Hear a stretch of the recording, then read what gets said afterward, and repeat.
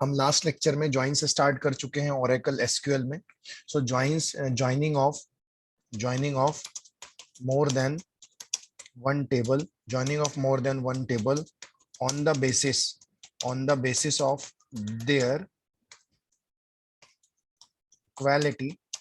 equality is called is called is called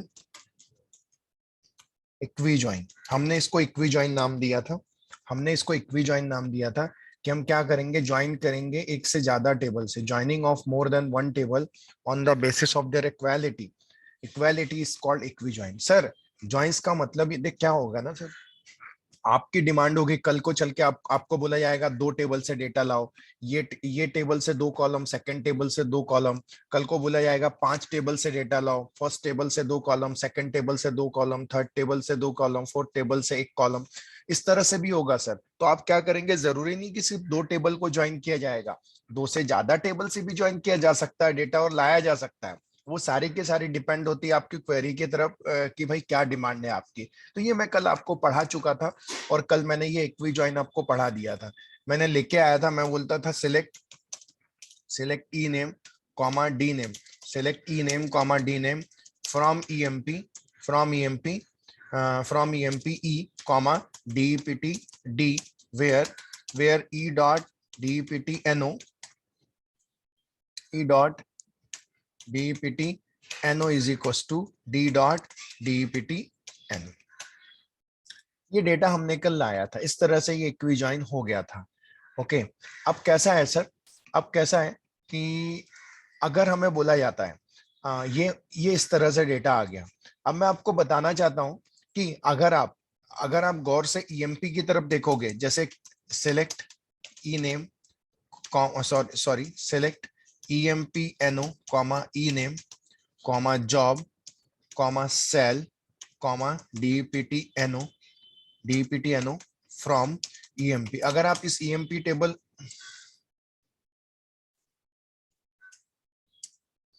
के table की तरफ देखोगे ना, तो इसमें शुरुआत से लेके यहां तक आपको डिपार्टमेंट नंबर मिलेगा, लेकिन आखिर की दो रोज देखिए, जो दिनेश और राजा हैं उनको कोई डिपार्टमेंट नंबर अलॉट नहीं है। ओके, ये क्वेरी तो समझ गई थी सर, मैंने बताया था ये EMP E मतलब अलायज है, DEPT D मतलब अलायज है, E डॉट मतलब EMP का डिपार्टमेंट नंबर, D डॉट मतलब DEPT का डिपार्टमेंट नंबर। चलो वापस आते हैं, ये डेटा EMP से आया, तो इसमें ऐसे भी रो हैं जिनको कोई डिपार्टमेंट नंबर अलॉट नहीं है। उसी तरह से मैं एक और टेबल लेता हूं, select star from DEPT table था हमारा। आप देखोगे DEPT में भी 10, 20, 30 वाले एम्प्लॉय दिखेंगे आपको, लेकिन 40 वाला कोई एम्प्लॉय यहाँ पर एग्जिस्ट नहीं है। मैं आपको बता दूं सर, ये जो DEPT टेबल है ना, ये पेरेंट टेबल है और EMP टेबल जो है ये चाइल्ड। फिर बोलता हूँ साइज से डिसाइड मत करना। एक्चुअली DEPT टेबल का जो DEPT कॉलम है ना, ये कॉलम इसको ये रेफर कर रहा है, ये वाला कॉलम EMP का DEPT कॉलम, तो ये कहलाएगा पेरेंट और ये कहलाएगा चाइल्ड। आगे चल के डिटेल्स में पढ़ेंगे कि कंस्ट्रेंट क्या होते हैं, कैसे होते हैं। तो फिलहाल मैं क्या चाहता हूं, देखो मैं फिर बोलता हूं, ये ऐसे दो रो हैं जिसमें कोई डिपार्टमेंट नंबर नहीं है, और यहां भी देखो कि 10, 20, 30 वाले तो हैं कहां पे, EMP के पास, लेकिन 40 वाला है क्या, कोई नहीं। तो ये भी एक्स्ट्रा का कहलाता है इस तरह से। अब मैं ये क्यों बता रहा हूं, क्योंकि मैंने अभी आपको इक्विजॉइन पढ़ाया। इक्विजॉइन में क्या लिखते हैं हम, नॉर्मली ये लिखते हैं ना, select E name comma D name from EMP DEPT where E dot DEPT no D dot DEPT है, इतना लिख देते हैं। सर जब हम इतना लिखते हैं तो हमारे प्रोग्राम में आउटपुट क्या आता है, हमारे प्रोग्राम में आउटपुट आ रहा है जो दोनों में कॉमन रहेंगे। जैसे ये बिलोंग कर रहा था अकाउंटिंग से, अकाउंटिंग आ गया, ये बिलोंग कर रहा था अलेन जॉइन मैनेजर से, ये प्रकाश कर रहा था, इस तरह से आ गया। बाकी ये एक्सेस रिकॉर्ड नहीं आए सर। अगर आपने देखा होगा दिनेश और राजा, क्या इसमें आए, क्या दिनेश और राजा कहीं दिखे, नहीं, क्योंकि वो किसी डिपार्टमेंट नंबर में ज्वाइन हो ही नहीं पाएगा ना, इक्वल हो ही नहीं पाया, इसलिए वो नहीं आया। तो देखिए अब मैं क्या करता हूं, मैं जाता हूं यहाँ पे और मैं EMP डॉट DEPT आप देख रहे हैं, यहां जाता हूं और मैं प्लस का साइन दे देता हूं। मैंने दे दिया यहाँ प्लस का साइन। तो अगर आप प्लस का साइन जो देते हो EMP साइड, प्लस का साइन अगर आप देते हो EMP साइड, तो एक्सेस रिकॉर्ड दिखाएगा DEPT के। किसके दिखाएगा, डीईपीटी के। प्लस का साइन अगर देते हो आप, ईएमपी का अलाइज है ना ईएमपी साइड, तो जो पहले दोनों में इक्वल दिखाएगा, पहले दोनों में जो ये डेटा आ रहा था ना, ये वाला, सॉरी ये नहीं, ये वाला डेटा जो दोनों में कॉमन है पहले वो दिखाएगा। उसके बाद वो चेक करेगा प्लस का साइन आपने अच्छा ईएमपी तरफ दिया है, तो वो एक्सेस रिकॉर्ड दिखाएगा डीईपीटी के। तो देखना, डेटा को एनालाइज करना सर, डेटा को एनालाइज करना, पहले दोनों में कॉमन दिखाएगा, फिर एक्सेस रिकॉर्ड वो दिखाएगा डीईपीटी के। क्यों? क्योंकि आपने प्लस का साइन किसके तरफ दिया है, ईएमपी की तरफ दिया है। देखो, पहले दोनों में दिखाया उसने कॉमन, पहले उसने दोनों में दिखाया कॉमन, फिर उसने एक्सेस रिकॉर्ड किसका दिखाया, डीईपीटी का। ये देखो, ये कॉलम डीईपीटी के हैं, एक्सेस रिकॉर्ड किसके बताया, डीईपीटी के। क्यों? क्योंकि प्लस का साइन किसके तरफ था, ईएमपी के तरफ था, ईएमपी के तरफ था, इसलिए उसने एक्सेस रिकॉर्ड जो दिखाया वो किसके दिखाया, डीईपीटी के दिखाया। अब देखो मैं उल्टा करता हूं, अब यहां से प्लस का साइन हटा लेता हूं। अब अगर मैं प्लस का साइन यहां से हटाऊंगा और इस तरफ लगाऊंगा सर, तो पता है क्या होगा, अब इस केस में क्या होगा, पहले दोनों में कॉमन कॉलम आएंगे, जैसे यहां कॉमन कॉलम आ रहे थे, दोनों में कॉमन कॉलम आ रहे थे, यहां भी क्या होगा, यहां भी क्या होगा, दोनों में कॉमन कॉलम आएंगे, लेकिन इसके अलावा प्लस का साइन किसके तरफ दिया है, डीईपीटी के तरफ दिया है, डीईपीटी के तरफ। तो अब एक्सेस रिकॉर्ड वो ईएमपी के दिखाएगा। तो देखो मैं जाता हूं, तो देखो पहले उसने कॉमन दिखाया दोनों के, अब एक्सेस रिकॉर्ड किसके दिखा रहा है, ईएमपी के। देखो क्यों, क्योंकि प्लस का साइन किसके तरफ है, डीईपीटी। यहां देखो प्लस का साइन ईएमपी के तरफ था, तो एक्सेस रिकॉर्ड डीईपीटी के दिखाया। अब प्लस का साइन डीईपीटी के तरफ है, तो एक्सेस रिकॉर्ड किसके दिखाया, ईएमपी के। तो सर अगर हमको दोनों के रिकॉर्ड देखना है तो जाते हैं और प्लस का साइन इधर भी दे देते हैं और प्लस का साइन इधर भी दे देते हैं और इंटर कर देते हैं। देखो जब मैं देता हूं तो प्लस का साइन दोनों के तरफ काम नहीं करता, प्लस साइन दोनों साइड काम नहीं करता, प्लस साइन सिर्फ एक ही साइड काम करता है, दोनों वर्क तरफ काम नहीं करता। तो सर ये थोड़ा सा कंफ्यूजन है, आप प्लस का साइन ईएमपी की तरफ दे रहे हो तो एक्सेस रिकॉर्ड डीईपीटी के दिखाता है, आप प्लस का साइन ईएमपी के डीईपीटी के तरफ दे रहे हो तो फिर प्लस एक्सेस रिकॉर्ड किसके दिखाता है, ईएमपी के तरफ दिखाता है। तो ये थोड़ा सा कंफ्यूजन है, तो ये कंफ्यूजन दूर करने के लिए और भी ज्वाइंस आए, जैसे मैं जाता हूं सिलेक्ट ई नेम, ध्यान देना, सिलेक्ट ई नेम ईएमपी से, डी नेम डीईपीटी से, फ्रॉम ईएमपी मैं यहां लिख देता हूं left, left outer, left outer join, left outer join DEPT, select e name comma d name from emp, left outer join dept using, using और bracket में लिख देता हूं dept no, यूजिंग मैं लिख देता हूं dept no। तो क्या हुआ, ई नेम कहां से आएगा, ईएमपी से, डी नेम कहां से आएगा, डीईपीटी से, from EMP left outer join DEPT. तो क्या हुआ मुझे बताओ, लेफ्ट में कौन सा टेबल मेंशन किया है, लेफ्ट में ईएमपी मेंशन किया है, लेफ्ट आउटर ज्वाइन फिर डीईपीटी, कौन सा कॉलम है, डिपार्टमेंट नंबर वाला कॉलम है, दोनों में कॉमन कॉलम कौन सा है, डीईपीटी एनओ। अब लेफ्ट मतलब कहां दिया है, ईएमपी, तो लेफ्ट, लेफ्ट में जो टेबल होगा लेफ्ट में कौन सा है, ईएमपी। तो देखो एक्सेस रिकॉर्ड वो दिखाएगा, पहले कॉमन दिखाएगा, फिर एक्सेस रिकॉर्ड दिखाएगा ईएमपी के, फिर एक्सेस रिकॉर्ड दिखाएगा वो ईएमपी के। ये कहलाती है left outer join, left outer join. इसी में अगर मैं जाऊं और अगर अगर मैं इस बार उल्टा कर दूं सर, यहां कर दूं डीईपीटी, यहां कर दूं डीईपीटी और यहां कर दूं ईएमपी, यहां कर दूं ईएमपी, तो अब मुझे बताओ, अब लेफ्ट में ईएमपी थोड़ी, लेफ्ट में कौन सा है, लेफ्ट में डीईपीटी है, लेफ्ट में डीईपीटी है। तो अभी वही होगा सर, पहले दोनों में कॉमन कॉलम आएंगे, पहले दोनों में कॉमन आएंगे, फिर एक्सेस रिकॉर्ड, फिर एक्सेस रिकॉर्ड वो कहां से दिखाएगा, लेफ्ट में जो है, लेफ्ट में कौन है, डीईपीटी, कौन है, डीईपीटी। तो देखो मैं जाता हूं, तो पहले दोनों के कॉमन कॉलम, पहले दोनों के कॉमन कॉलम और एक्सेस, एक्सेस रिकॉर्ड बताया डीईपीटी के सर। वैसे ही जैसे लेफ्ट है, जैसे लेफ्ट है वैसे ही मैं जाता हूं और मैं लेफ्ट की जगह, लेफ्ट की जगह अब मैं लिख देता हूं राइट, अब मैं लिख देता हूं राइट। अब आप देखिए सर राइट लिखा ना, तो मुझे बताओ select E name comma D name from EMP, confusion बिल्कुल नहीं है ना, राइट। अब राइट में कौन सा टेबल है, डीईपीटी, लेफ्ट में है ईएमपी लेकिन अब राइट आउटर बोला ना, तो राइट में कौन सा है, डीईपीटी। तो पहले क्या करेगा, दोनों में कॉमन जो रहेगा वो दिखाएगा, दोनों में जो कॉमन रहेगा वो दिखाएगा, उसके बाद जो टेबल राइट में है उसके एक्सेस रिकॉर्ड दिखाएगा। तो राइट में कौन सा टेबल है, राइट में है डीईपीटी, तो एक्सेस रिकॉर्ड किसके दिखाएगा, डीईपीटी के। मैं जाता हूं और मैं इंटर करता हूं, देखिए दोनों के कॉमन कॉलम और उसके बाद राइट में कौन सा था, राइट में था ऑपरेशंस, तो किसके दिखाया, ऑपरेशंस के। उसी तरह से अगर आप जाएंगे, अगर आप उल्टा कर लेंगे सर, यहाँ पे लिख लेंगे ईएमपी और यहाँ पे लिख लेंगे डीईपीटी, यहाँ पे लिख लेंगे डीईपीटी। सर मैटर ये नहीं करता, मैटर करता है राइट में कौन सा टेबल है, राइट में जो होगा उसके एक्सेस रिकॉर्ड, दैट्स इट। तो इस बार राइट में कौन सा है, राइट में है ईएमपी, तो पहले दोनों में कॉमन फिर उसके एक्स्ट्रा। इस तरह से ये चीजें आ जाएगी सर, इस तरह से ये चीजें यहाँ पे आ जाएगी। अब कैसा है सर, अगर आप देख रहे हैं, अगर आप देख रहे हैं कि इस तरह से एक्सेस रिकॉर्ड आ जाएंगे। अब मैं चाहता हूं कि मुझे दोनों के एक साथ देखना है, जैसे इसका भी एक्सेस रिकॉर्ड देखना है डीईपीटी का और ईएमपी का भी, तो मैं जाता हूं सर, और जाने के बाद मैं जाता हूं और यहाँ राइट लिखा है ना, राइट की जगह, राइट की जगह मैं लिख देता हूं फुल।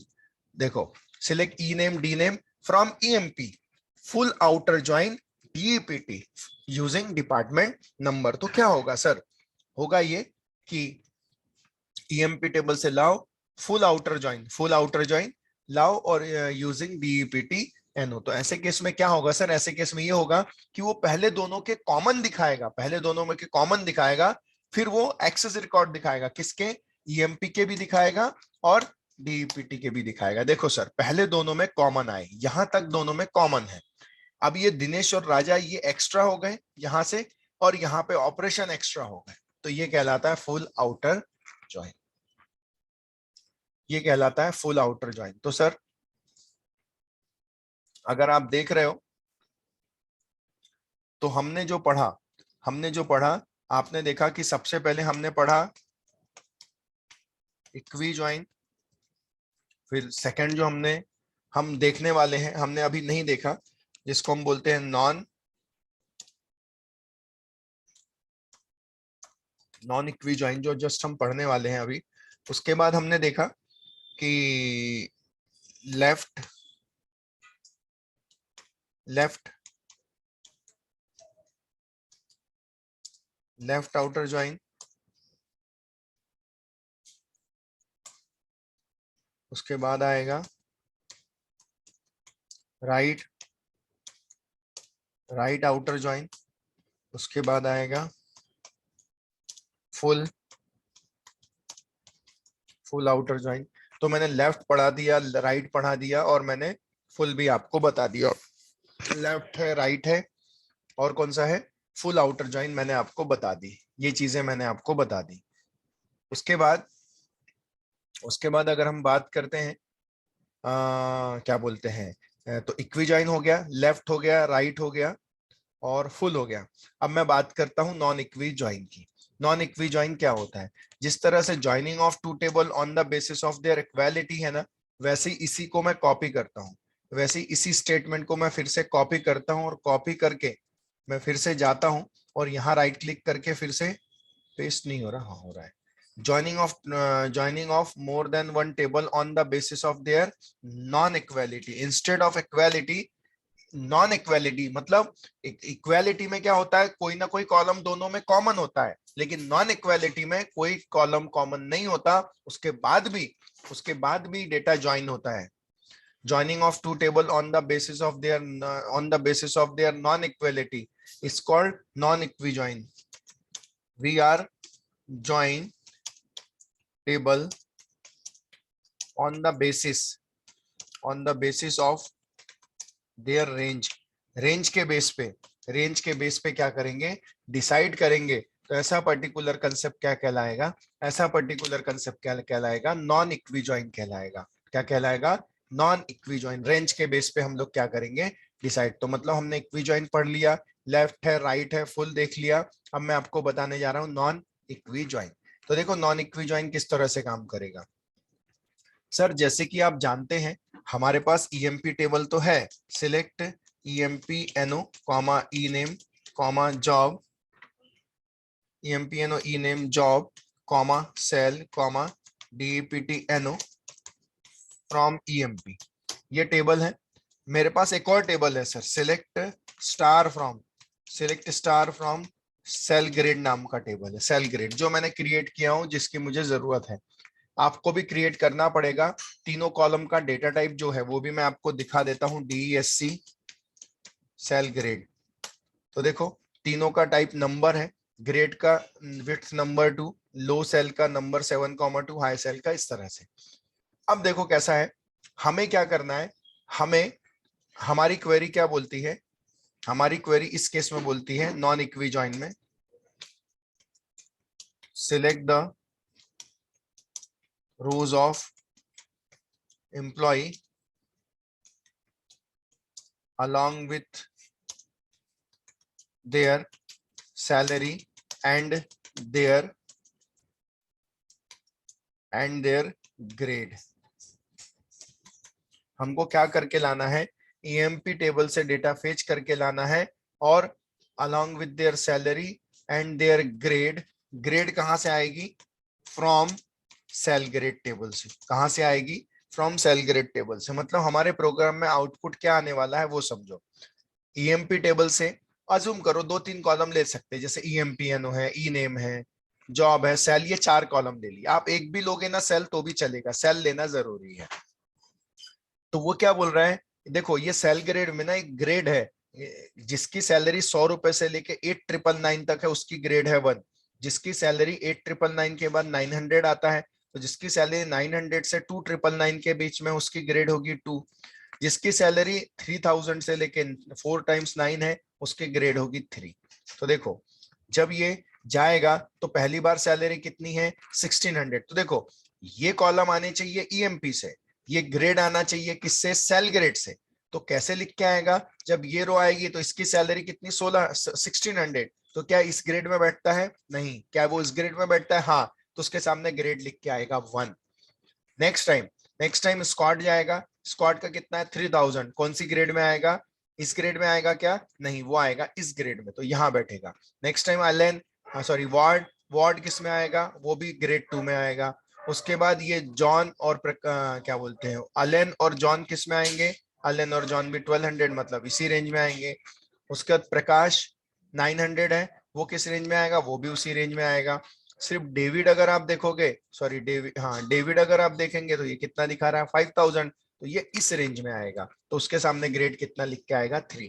तो देखो दोनों में कोई कॉमन कॉलम नहीं है सर, अगर आप देखोगे दोनों में कोई भी कॉमन कॉलम नहीं है, फिर भी हम डेटा फेच करके ला रहे हैं, इसलिए ये कहला है non equi join. Because on हम इक्वालिटी बेस पे नहीं कर रहे हैं, हम नॉन इक्वालिटी, लेकिन हम ज्वाइन कर रहे हैं on the basis of their range. Range base पे अगर जोड़ना, that is nothing but called as non equi join. तो देखो मैं जाता हूं, सिलेक्ट ई name comma D name comma ई name d name comma job comma cell,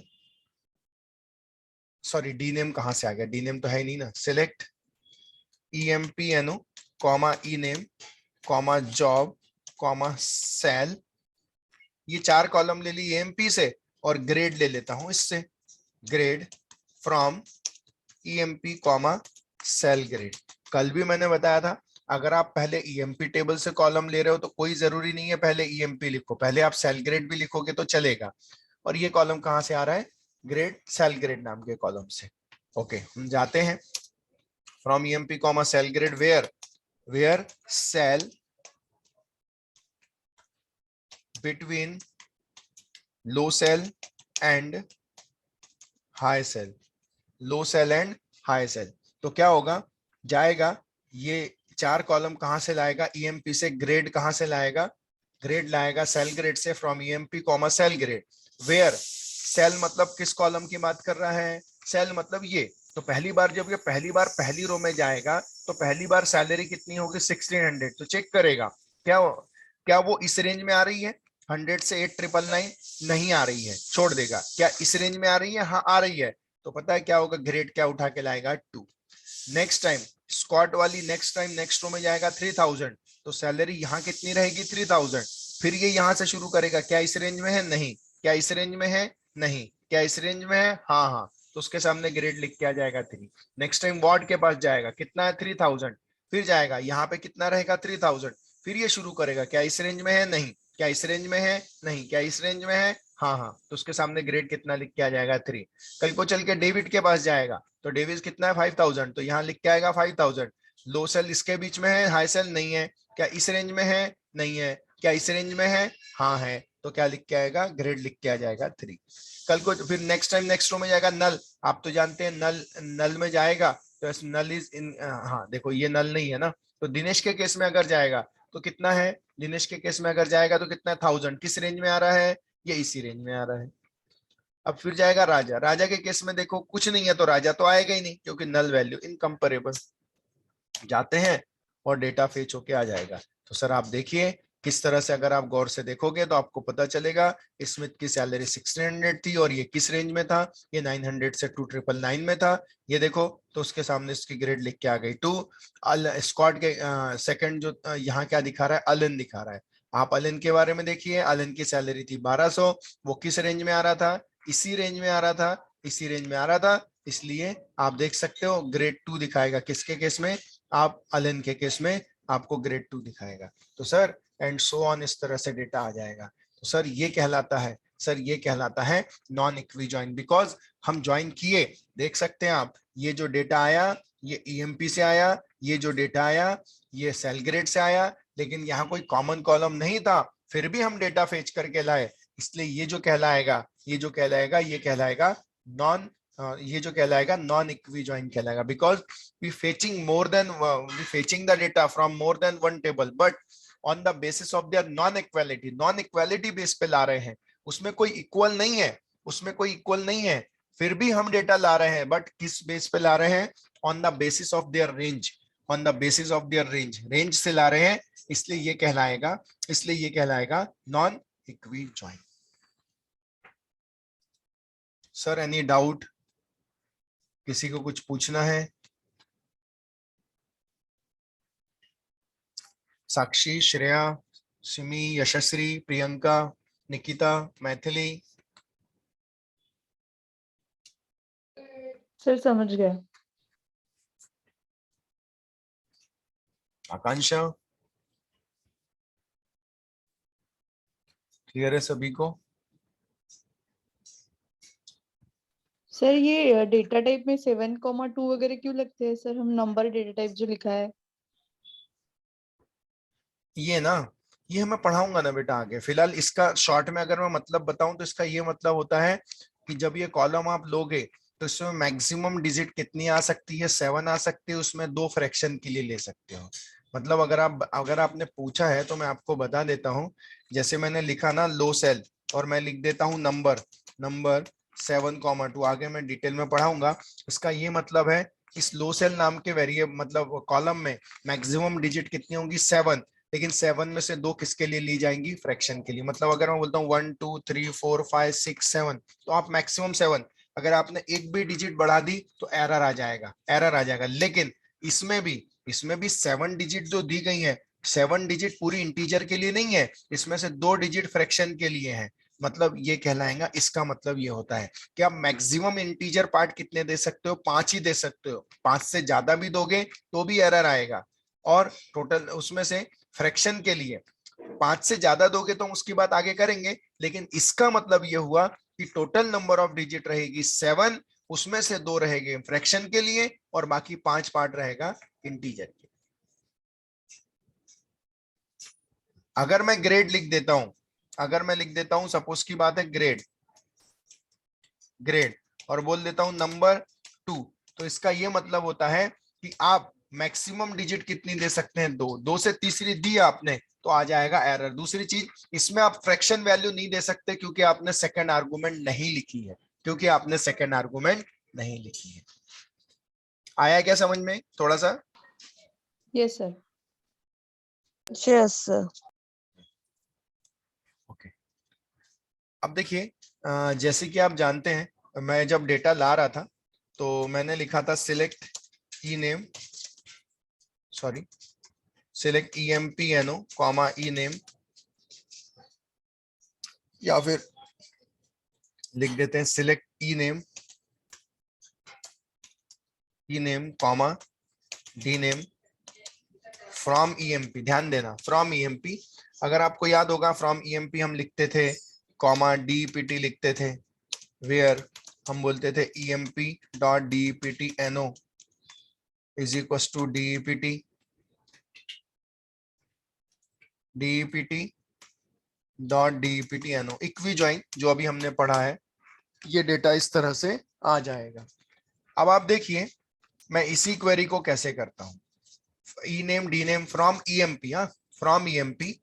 हम इसमें ना फ्रॉम ईएमपी लिखने के बाद डीईपीटी लिखने के बाद हम ये कॉमन जो होता था उसको इक्वालिटी चेक करते थे ना, ये इक्वालिटी ईएमपी का डिपार्टमेंट नंबर डीईपीटी का, ये भी कुछ करने की जरूरत नहीं है sir. From EMP natural join डीईपीटी।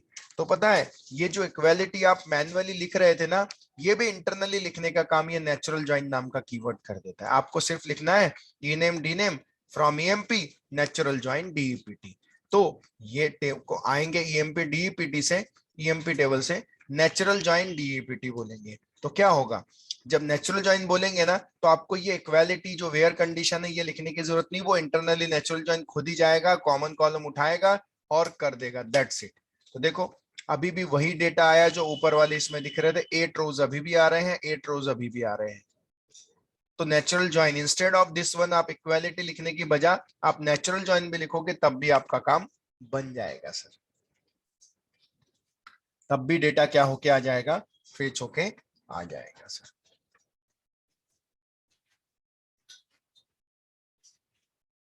आया क्या समझ में? हम यहाँ पर वेयर कंडीशन नहीं दे रहे हैं, हमने नेचुरल ज्वाइन लिख दिया Yes, तो उसने sir. वो इंटरनली वो काम कर दिया, हमें अब वो भी करने की जरूरत नहीं है। वो दोनों टेबल में जाएगा, जो कॉमन कॉलम होगा जैसे डीईपीटी देखेगा और इक्वालिटी चेक करेगा और लेके आ जाएगा। ये कीवर्ड दिया है।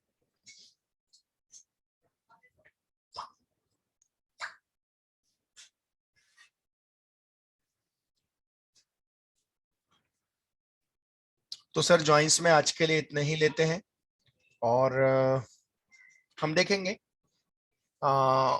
उम्मीद करता हूं कल से मैं कुछ नया टॉपिक स्टार्ट करूंगा। तो क्या इंपॉर्टेंट टॉपिक है देखेंगे। ओके आज के लिए इस लेक्चर में हम इतना ही लेते हैं।